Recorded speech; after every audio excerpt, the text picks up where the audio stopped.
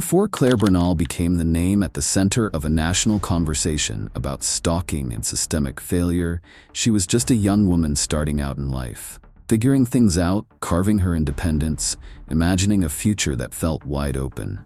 Clare was 22, living in London, working at Harvey Nichols as a beauty consultant. It wasn't just a job to her, it was a step forward. She cared about how she presented herself, about doing her work well, and about connecting with people. Friends and colleagues remember her as warm, polite, quietly confident, the kind of person who made you feel comfortable without trying. Family was important to her, especially her mother, Trisha Bernal. Clare was thoughtful and conscientious.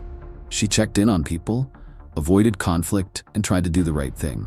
She wasn't reckless, she wasn't naive. She wasn't someone chasing attention. Her life had a simple rhythm: work, home, time with loved ones. Ordinary routines that felt stable, predictable, safe. And that's the thing, nothing in Clare's life suggested it would end in violence. The man who would later kill her wasn't someone she met in a dark alley or through dangerous choices. He was a coworker, someone she knew in a shared workplace, someone who at first seemed harmless. Michael Peck had worked as a security guard at Harvey Nichols. When he and Clare met, there was no whirlwind romance. They went on 3 dates. Just 3. Enough for Clare to realize there was no future there and to step away. For Clare, that should have been the end. But for Petch, it was just the beginning. What came next wasn't love. It wasn't heartbreak. It was obsession. The calls started coming more often. Messages didn't stop. He showed up where he wasn't invited, outside her home, near her workplace, lingering from a distance. Clare started to feel something shift. The attention wasn't flattering. It was invasive. It was frightening. She tried to set boundaries. She tried to keep him at arm's length, but nothing worked. And slowly, the spaces where she once felt safe, her job, her daily routine, began to feel exposed. This is often how stalking starts. Not with threats, but with persistence. Not with violence, but with refusal. Someone who won't accept no, who takes rejection as mixed signals and silence as an invitation to keep going. Clare knew something wasn't right. And unlike many people who hesitate or second-guess themselves, Clare spoke up. She told people what was happening. She kept records. She raised concerns. She did what she could to protect herself. But at that point, the risk still wasn't fully understood. Not by the people around her, and not by the systems that were supposed to step in. What some saw as an uncomfortable situation was already turning into something much more serious. As Clare tried to keep living her life, going to work, sticking to her routines, the man focused on her was growing more desperate, unnoticed, unchecked, and getting closer. There wasn't one clear moment where things suddenly crossed a line. Instead, it crept up slowly, in ways that are easy to miss until you're already in it. Michael Peck didn't fade out after Clare made it clear she wasn't interested. He stayed. He kept finding ways into her life, in ways that felt intentional. Calls came at all hours, messages stacked up, some sounded apologetic, others were angry, but they all said the same thing: he wasn't going away. Clare began seeing him outside her home, near her workplace, watching. These weren't accidents. For Clare, the fear wasn't dramatic or obvious, it was constant. A quiet tension that followed her through everyday moments, walking to work, leaving the building at night, catching herself looking over her shoulder. She talked to people she trusted, friends, family, co-workers. She explained exactly what was happening: the repeated contact, the refusal to stop, the feeling of being watched. And she took action. Clare reported Peck to Harvey Nichols management, telling them that a former employee was harassing her and showing up where he didn't belong. The company suspended him and later banned him from the store. For a short time, it felt like limits were finally being set. But Peck didn't accept those limits. He kept coming back. Despite being told to stay away, he kept showing up at the store. Sometimes he waited nearby. Other times he walked in openly, keeping Clare in sight from a distance. Every time he appeared, it sent the same message: he wasn't listening and he wasn't stopping. Eventually, Clare went to the police. She reported the stalking. She explained what was happening. She made it clear that she was scared. Peck was arrested for harassment. On paper, it looked like progress, a step forward, a turning point. But in reality, it was just a pause. Michael Peck was released on bail, free while waiting for the next stage of legal proceedings. There was no immediate protection order strong enough to keep him away. No custody. Nothing that truly made Clare safe. The fear came back, sharper this time, harder to ignore. Because once someone is confronted, once there are consequences, there are only two paths. Back off, or push further. Peck chose to push further. He started showing up at Clare's home, banging on her door, refusing to leave. Neighbors noticed, friends grew concerned. The world Clare had moved through freely was shrinking. Places that had felt safe now felt threatening. Even with all these warning signs, those around her still treated it as something manageable. A quarrel, a strange obsession that hadn't yet turned violent. But Clare knew better.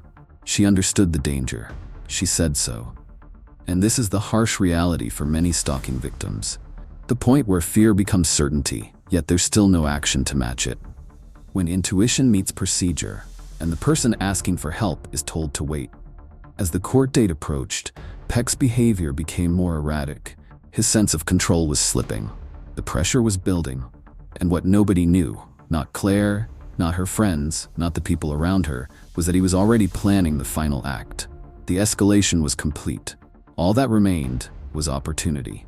Tuesday, September 13th, 2005, started like any other workday for Clare Bernal. There was nothing unusual about the morning.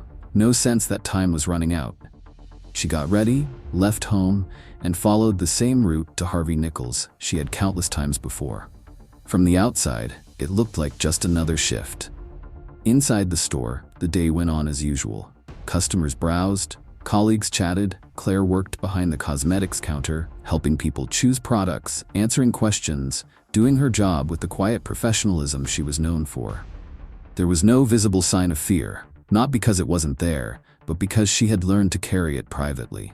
As evening approached, the store started winding down.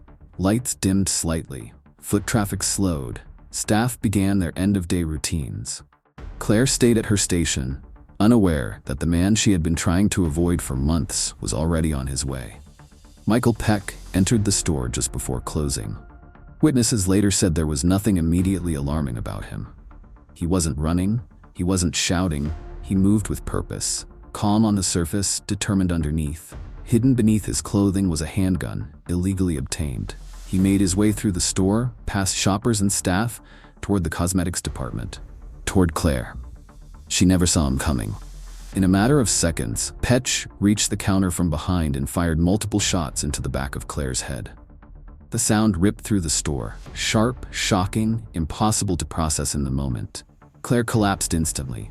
There was no time to react, no chance to escape, no way to call for help. Panic erupted. Customers screamed, staff ran. Some dropped to the floor. Others rushed toward the exits, unsure where the danger was coming from or whether it was over. Then, almost as suddenly as it began, it ended.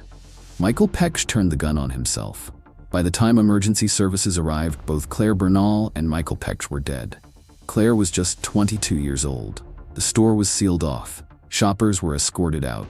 Knightsbridge, one of London's busiest and most affluent areas, fell silent as police cordoned off the scene. A place of routine and luxury minutes earlier had become a crime scene marked by shock and disbelief. News spread fast. Within hours, Clare's name was everywhere. Headlines reported a shooting inside a luxury department store. Details emerged about a former coworker, a brief relationship, and a pattern of stalking that had escalated to this tragic moment. But for Clare's family, the story didn't start that day. It had started months earlier, with warnings that went unheeded. As investigators began piecing together what led to that moment, one fact became impossible to ignore. This was not a random act of violence. It was the final chapter of a story that had been building for a long time. In the hours after the shooting, Harvey Nichols stayed closed. Its doors were sealed. Its bright, familiar interior had become a silent crime scene. Police officers stood outside while forensic teams moved through the store, documenting every detail. Shoppers who had been inside were questioned. Staff were offered support. Many were in shock. For those who had witnessed it, the images would not fade quickly. By the next morning, the story had spread across the country.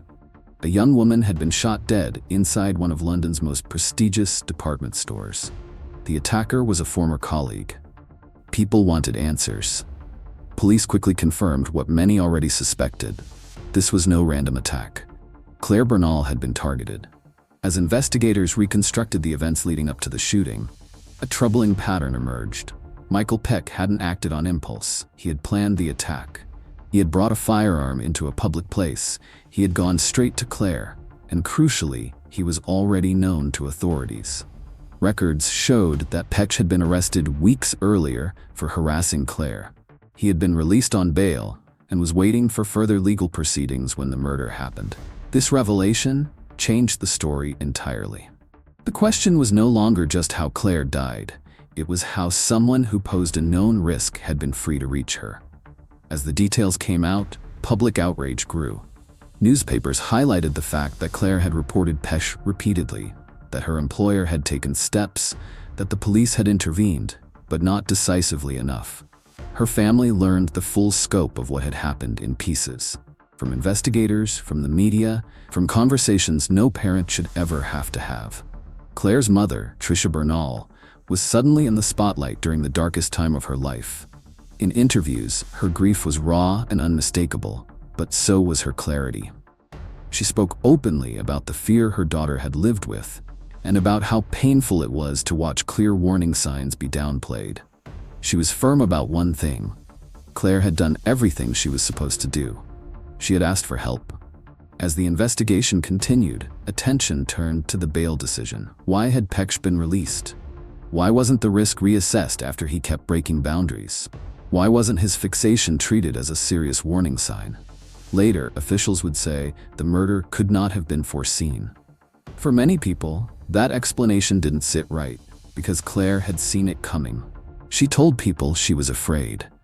She described behavior that was getting worse. She tried to create distance from someone who refused to let go. Still, the system moved slowly, cautiously, locked into procedures that didn't fully account for obsession. As public attention grew, the case became more than a single tragedy. It became a turning point, forcing uncomfortable questions about how stalking was understood at the time. Not as a serious crime on its own, but as a warning sign that was too often dismissed. In the days that followed, one family's grief began to turn into something else: a determination to make sure Clare's death would not be in vain. In the weeks after Clare Bernal was killed, one truth became impossible to ignore. This wasn't about one misstep. It was about a system that struggled to recognize danger while there was still time to act. At the center of it all was a single decision. Michael Peck had been arrested for harassing Clare. His behavior was documented, her fear was recorded, and still he was released on bail, free while waiting for court. At the time, stalking was widely misunderstood. It was often treated as a form of harassment, annoying, but not dangerous. Risk assessments focused on past physical violence, not on patterns of fixation, control, and escalation. Peck hadn't physically assaulted Clare before the shooting, and within the system, that fact carried weight. What carried far less weight was what Clare herself had been saying: that she didn't feel safe, that he wouldn't leave her alone, that his behavior was becoming more intense and unpredictable. These warnings were documented, but they weren't treated with the urgency they needed. The legal framework simply wasn't designed to move fast. When officials later reviewed the case, they acknowledged the limits of the system. Bail conditions had been set, but enforcement relied on the person following the rules. Breaches were hard to monitor in real time. There was no way to fully remove Peck from Clare's life. Looking back, the danger seems obvious, but hindsight doesn't bring Clare back. Her case forced uncomfortable questions into the open. What level of fear justifies detention?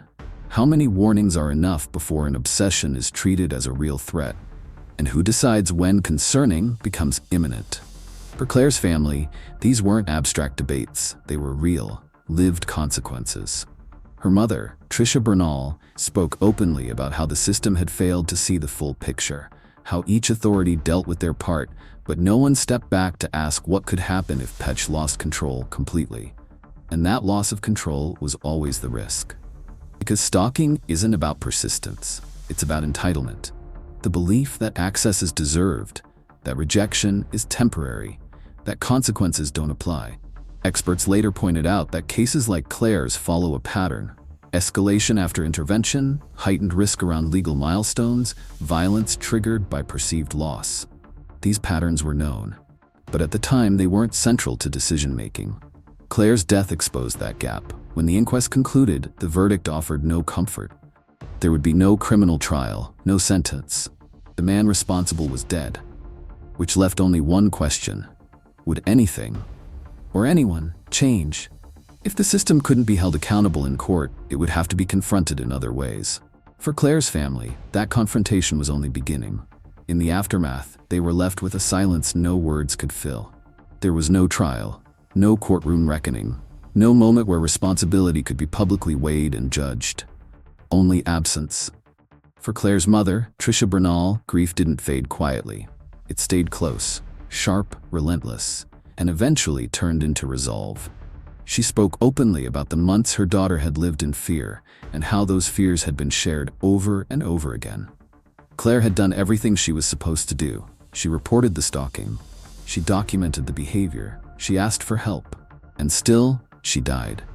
Trisha began asking the question many families of stalking victims ask, not out of anger alone, but because they have to. What's the point of reporting danger if nothing changes?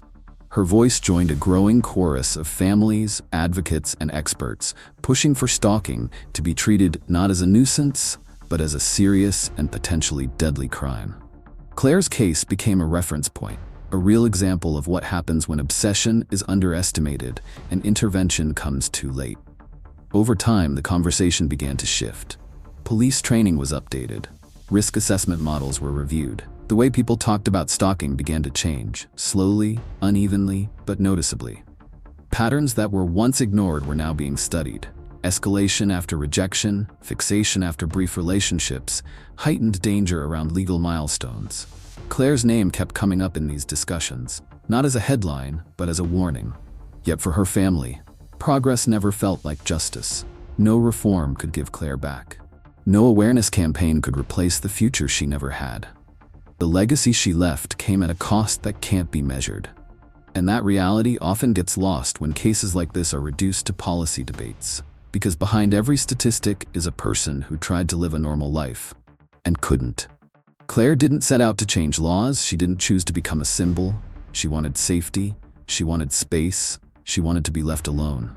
Instead, her story became a warning. A warning that still resonates whenever someone reports being followed, contacted repeatedly, or made afraid by someone who refuses to let go. And as the years pass, the question surrounding Clare's death hasn't faded. It has only grown sharper. Not about who was responsible, that was clear, but about how many chances there were to stop it and why they weren't taken. Some true crime stories end with arrests, some end with trials, some end with verdicts that give, however imperfectly, a sense of closure.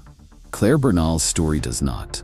There was no courtroom where evidence was examined line by line, no cross-examinations, no sentence handed down. The man who killed her never had to explain himself, never had to hear his actions spoken aloud in front of the people he harmed. What remains instead is silence and questions. What if Michael Peck had never been released on bail? What if his repeated breaches had been treated as escalation instead of inconvenience?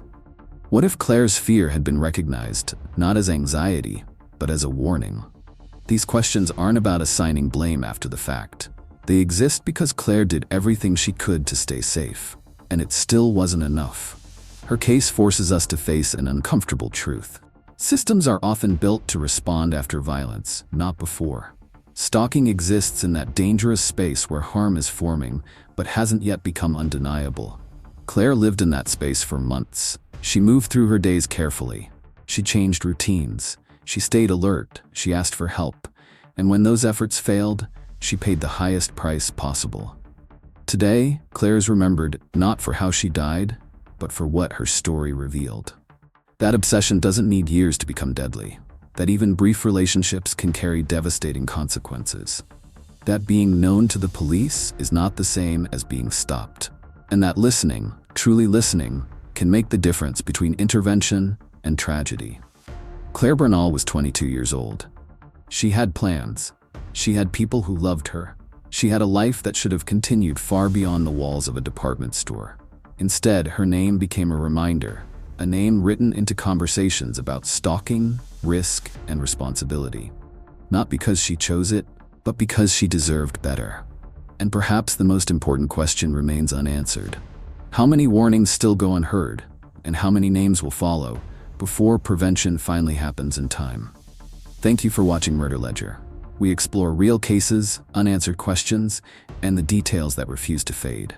If these stories matter to you, consider subscribing and sharing your thoughts in the comments.